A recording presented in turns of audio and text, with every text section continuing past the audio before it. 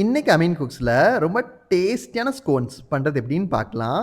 இந்த மாதிரி exciting ரெசிபீஸ்க்கு Ameen குக்ஸை follow பண்ணிக்கோங்க.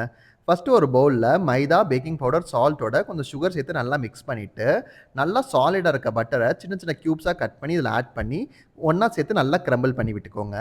இப்போ இதில் கொஞ்சம் மில்க் ஆட் பண்ணிவிட்டு இதை நல்லா ஒன்றா பைண்ட் பண்ணி ஒரு டோவாக ஃபார்ம் பண்ணிக்கலாம். இப்போ இந்த டோவை வந்து ஒரு ஒர்க் ஏரியாவில் ஷிஃப்ட் பண்ணிவிட்டு கொஞ்சமாக தட்டிட்டு இதை கட் பண்ணி ஒன்று மேலே ஒன்று வச்சு ஸ்டாக் பண்ணி திரும்பவும் தட்டிக்கோங்க. இந்த ஸ்டெப்பை ஒரு 2-3 டைம்ஸ் ரிப்பீட் பண்ணிங்கன்னா நம்மளுக்கு நல்ல லேயரான ஸ்கோன்ஸ் கிடைக்கும்.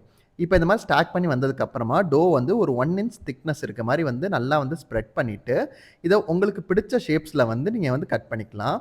இப்போ கட் பண்ண டோ வந்து ஒரு பேக்கிங் ட்ரேயில் வச்சுட்டு மேலே வந்து க்ரீம் அண்ட் எக் மிக்ஸ் பண்ண எக் வாஷ் கொடுத்ததுக்கப்புறமா 180 டிகிரிஸில் 15 மினிட்ஸ்க்கு வந்து பேக் பண்ணி எடுத்துக்கலாம்.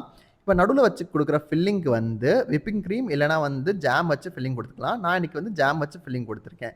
இந்த மாதிரி வச்சு சர்வ் பண்ணிங்கன்னா செம யம்மியான ஸ்கோன்ஸ் ரெடி. இதோட ஃபுல் ரெசிபி டிஸ்கிரிப்ஷனில் கொடுத்துருக்கேன். இன்னொரு ரெசிபியில் பார்க்கலாமா?